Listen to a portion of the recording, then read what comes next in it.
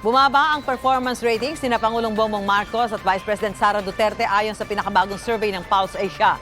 Sa survey na ginawa nitong Setyembre, 65% ang nagsabing nasisiyahan sila sa pagganap ng Pangulo sa kanyang mga tungkulin.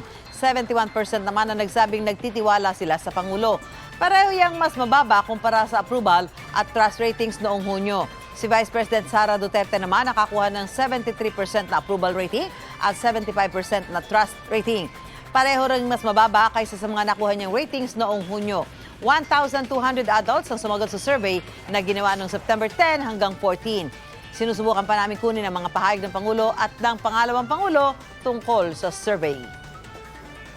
Mauna ka sa mga balita, bisitahin at mag-subscribe sa GMA Integrated News sa YouTube. Sa mga kapuso abroad, samahan niyo kami sa GMA Pinoy TV at sa www.gmanews.tv.